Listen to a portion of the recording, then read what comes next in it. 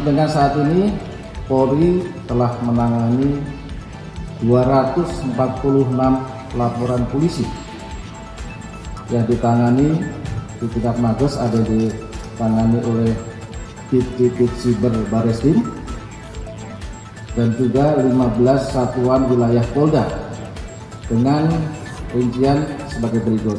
Kita dari Mabes Bareskrim akan menyampaikan perkembangan penegakan hukum pelaku aksi kerusuhan tanggal 25 sampai dengan 31 yang lalu. Ini kita datakan seluruh jajaran Polda, ada 15 Polda jajaran yang kita datakan. Perlu kita sampaikan kepada rekan-rekan media bahwa penegakan hukum yang dilakukan oleh Polri bersama seluruh jajaran Polda, penegakan hukum hanya dilakukan terhadap pelaku yang melakukan kerusuhan. Jadi, sekali lagi, penegakan hukum yang dilakukan oleh jajaran itu adalah semuanya pelaku yang melakukan kerusuhan, bukan masyarakat yang melakukan demo. Karena kalau demo memang itu sudah ada aturannya. Jadi itu yang kami tegaskan di awal. Sampai dengan saat ini Polri telah menangani 246 laporan polisi yang ditangani di tingkat Mabes, ada ditangani oleh Divisi Siber Bareskrim dan juga 15 satuan wilayah Polda dengan rincian sebagai berikut. Yang pertama adalah Polda Jambi. Ini datanya ada, silakan rekan-rekan juga bisa melihat langsung. Polda Jambi menangani 6 laporan polisi dengan 3 tersangka dewasa. Memang ini kita bedakan nanti antara tersangka yang dewasa dan anak-anak, karena yang anak-anak ini pasti sesuai ketentuan undang-undang perlakuannya beda, perlakuannya khusus. Kemudian Polda menangani polisi 1 tersangka dewasa dan 7 anak. Polda Sumatera Selatan ada 12 laporan polisi, 23 tersangka dewasa dan 3 anak. Berikutnya Polda Banten ada 1 laporan polisi, 2 tersangka dewasa. Polda Metro Jaya 36 laporan polisi dengan 200 tersangka dewasa dan 32 anak. Polda Jawa Barat ada 30 laporan polisi dengan 80 tersangka dewasa dan 31 anak. Berikutnya Polda Jawa Tengah ada 40 laporan polisi dengan 80 tersangka dewasa dan 56 anak. Polda Jawa Timur ada 85 laporan polisi dengan 185 tersangka dewasa dan 140 anak. Berikutnya Polda DIY 9 laporan polisi dengan 4 tersangka dewasa dan 1 anak. Polda Bali 4 laporan polisi, 10 tersangka dewasa dan 4 anak. Polda NTB 2 laporan polisi, 15 tersangka dewasa dan 6 anak. Polda Kalimantan Barat 3 laporan polisi, 1 tersangka dewasa dan 3 anak. Polda Kalimantan Timur 1 laporan polisi dan 7 tersangka dewasa. Polda Sulawesi Barat 2 laporan polisi, 2 tersangka dewasa. Polda Sulawesi Selatan 10 laporan polisi, 46 tersangka dewasa dan 12 anak. Berikutnya yang sampaikan tadi di tingkat Mabes Bareskrim, Direktorat Tindak Pidana Siber Bareskrim ada menangani 4 laporan polisi dengan 5 tersangka dewasa. Ini kalau tidak salah beberapa waktu yang lalu sudah dirilis oleh Pak Dirtipid Siber. Jadi rekan-rekan sudah mengikuti juga. Dari seluruh tersebut, Polri telah total 959 orang tersangka dengan rincian 664 tersangka dewasa dan 295 anak. Para tersangka dijerat dengan berbagai pasal sesuai perbuatannya.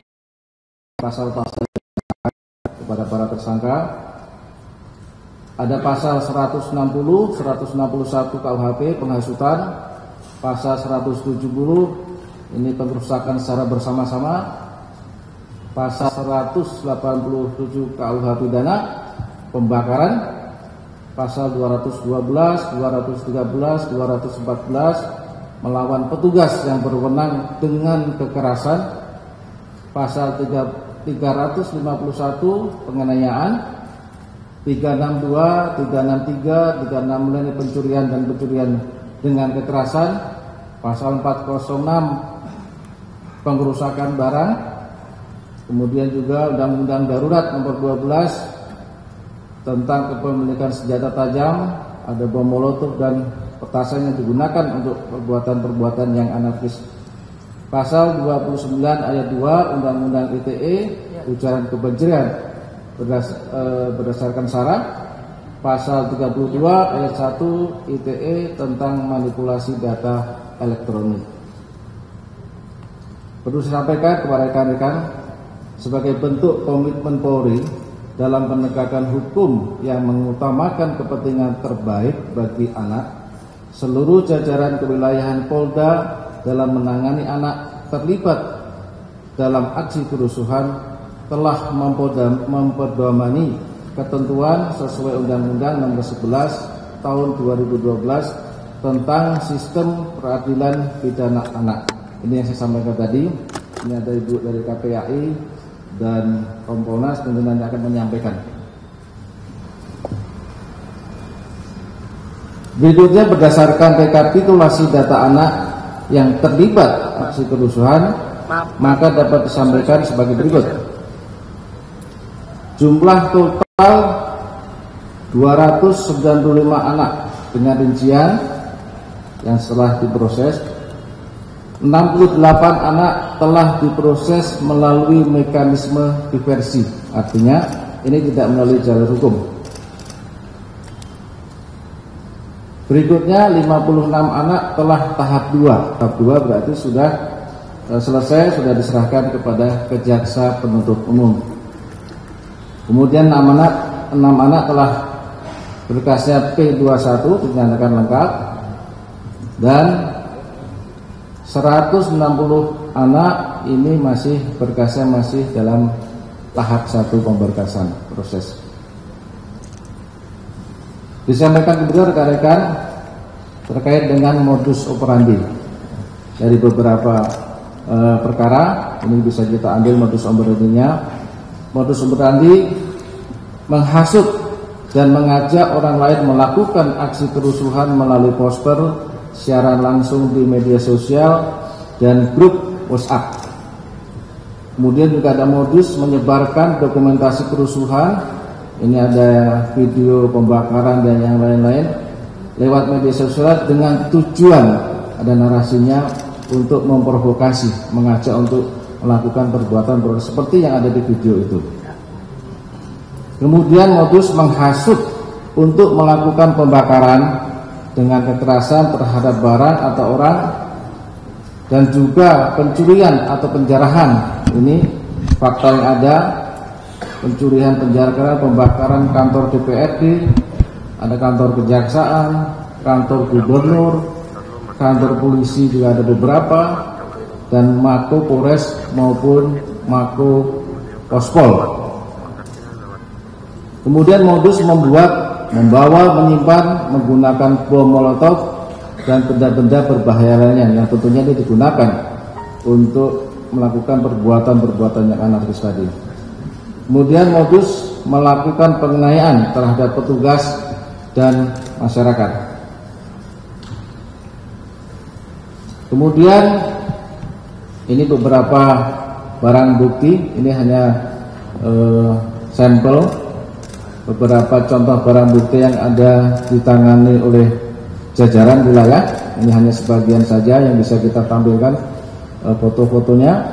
Ada bom molotov, ada senjata tajam, ada poster ujaran kebencian, kendaraan-kendaraan yang dipakai, ada korek api, batu yang dipakai untuk melempar dan membakar, ada rekaman CCTV, handphone, dan tentunya ada akun-akun media sosial yang kita lakukan penyitaan untuk kita analisa.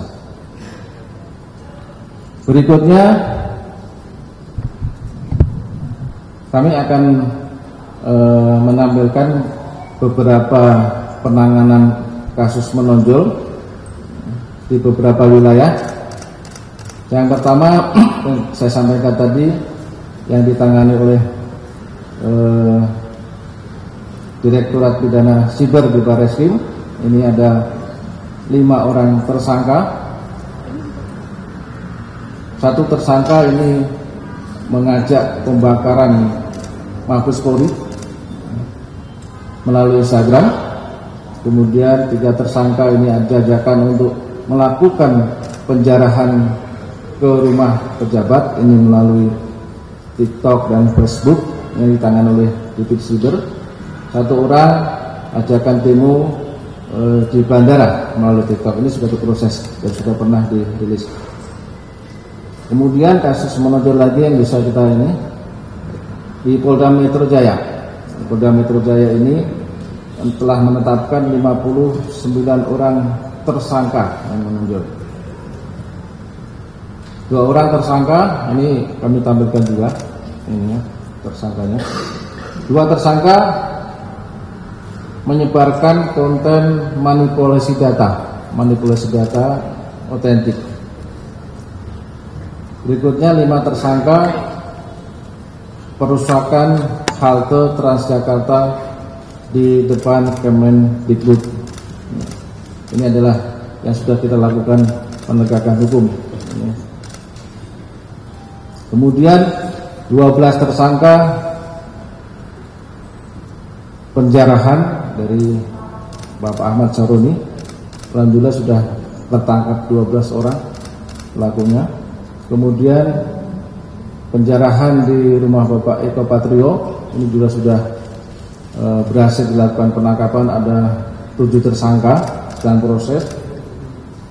Kemudian yang melakukan penjarahan di rumah Bapak Kuya, ini juga sudah bisa dilakukan penegakan hukum, ada 11 tersangka ditangkap. Kemudian penjarahan di rumah Ibu Sri Mulyani, ini juga sudah dapat dilakukan penegakan hukum, pelakunya ada 14 orang. Kemudian yang berikut penjarahan di rumah Ibu Nafa Ulbah sudah juga bisa dilakukan penangkapan tersangka, ada 8 tersangka. Kemudian yang menonjol di Polda Jawa Barat ini ada 10 orang tersangka. 6 orang tersangka ini perusakan dan pembakaran kantor DPRD Jawa Barat. Kemudian 4 tersangka perusakan dan pembakaran posko Lantas Polres Tasikmalaya. Berikutnya yang menonjol di Polda Jawa Tengah. Ini ada 2 orang tersangka pelemparan bom molotov dan batu terhadap petugas di depan Mapolda Jawa Tengah. Ini ada dokumentasinya yang melempar bom molotov. Kemudian berikutnya Polda Jawa Timur menetapkan 135 orang tersangka yang menonjol, ini disampaikan 14 tersangka perusakan Mako Polresta Malang Kota dan 14 tersangka. Kemudian 11 tersangka penyerangan terhadap anggota dan pembakaran pos Lantas Waru Sidoarjo. Berikutnya 49 tersangka pembakaran Gedung Negara Gerahadi dan Polsek Tegalsari Surabaya. Ini ada 49 tersangka yang sudah diamankan. Berikutnya 27 tersangka perusakan dan pembakaran kantor DPRD Kabupaten Blitar. Berikutnya 33 tersangka atas perusakan Mapores Blitar Kota. Dan 1 tersangka pelemparan bom molotov di Posko Lantas Pandaan Kabupaten Pasuruan. Berikutnya di Polda DIY ada 1 yang menonjol, yaitu pembakaran perusakan Pos Lantas Polresta Sleman, itu ada 1 tersangka. Berikutnya di Polda Sulawesi Selatan ada total 57 tersangka dengan rincian 28 tersangka pembakaran, perusakan dan penjarahan di kantor DPRD Kota Makassar. Berikutnya 14 orang tersangka pembakaran, perusakan dan penjarahan di kantor DPRD Provinsi Sulawesi Selatan. Ini dokumentasinya. Kemudian 8 orang tersangka perusakan, pembakaran dan penjarahan di Pos Lantas Makassar. Berikutnya 3 orang tersangka atas penganiayaan pengemudi ojol.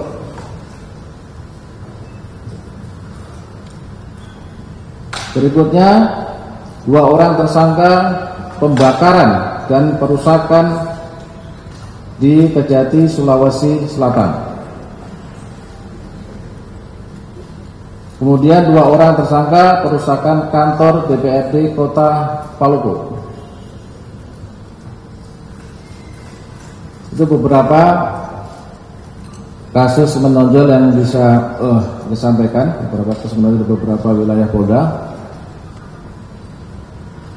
Kami sampaikan kepada rekan-rekan media bahwa terkait penegakan hukum ini, Polri akan terus berkomitmen dalam melaksanakan penegakan hukum, dan tentunya proses penyidikan ini terus berlanjut.